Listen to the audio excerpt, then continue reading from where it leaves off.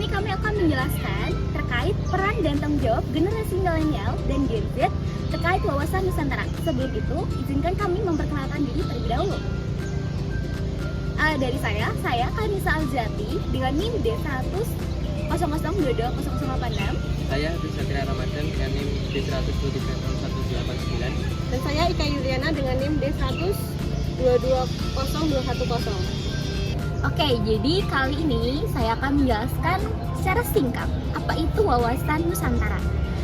Wawasan Nusantara sendiri suatu cara pandang tentang jati diri masing-masing, di mana jati diri masing-masing ini termasuk dalam masyarakat, berbangsa maupun bernegara di suatu lingkungan yang strategis.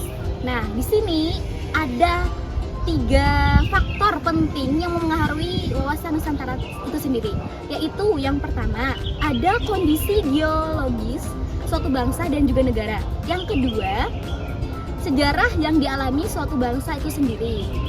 Yang ketiga, potensi yang dimiliki oleh suatu bangsa dan negara, di mana potensi tersebut akan mempengaruhi suatu alamnya ataupun sosialnya.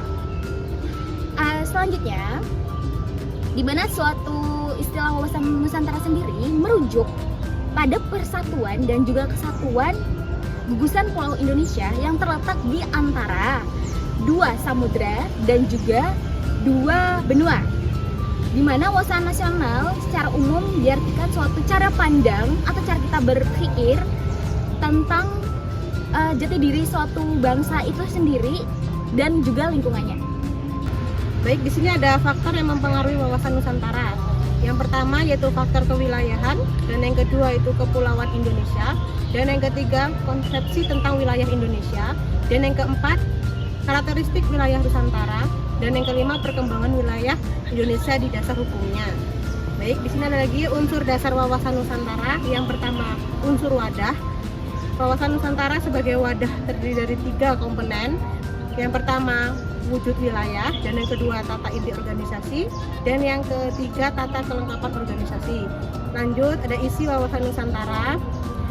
Terus yang ketiga ada tata laku wawasan Nusantara. Lanjut di sini ada peranan tokoh Muhammadiyah dalam memperkokoh konsepsi dan implementasi wawasan Nusantara. Yaitu pada awal kemerdekaan Indonesia menghadapi tantangan karena wilayahnya belum menjadi satu kesatuan darat dan laut. Akibat batas laut hanya sejauh 3 mil sesuai aturan warisan Belanda. Kondisi ini tidak mendukung upaya menjaga keamanan dan keutuhan NKRI. Hal ini kemudian didasari oleh Perdana Menteri Dijen Juanda Karwawijaja yang mendorong pentingnya wawasan Nusantara untuk memperkuat kesatuan wilayah Indonesia. Udah tuh, samperin yuk, ayo. Ngapain tuh? Ini duduk sini, duduk dulu Mbak. Oke. Ini di sini Mbak, saya kan kemarin pergi ke pantai ya. Nah ini nih saya mau upload di story gitu, tentang mau ngenalin ini sih pantai ini, bagus banget soalnya. Tapi masalahnya tuh akses jalannya tuh masih kurang, masih sulit dijangkau. Nah gitu. Nah tujuan saya ngenalin foto ini dan lokasi pantai ini biar dilihat pemerintah itu ini ada potensi ini dari wisata ini, jadi juga nanti akan menambah perekonomian di masyarakat situ gitu Mbak.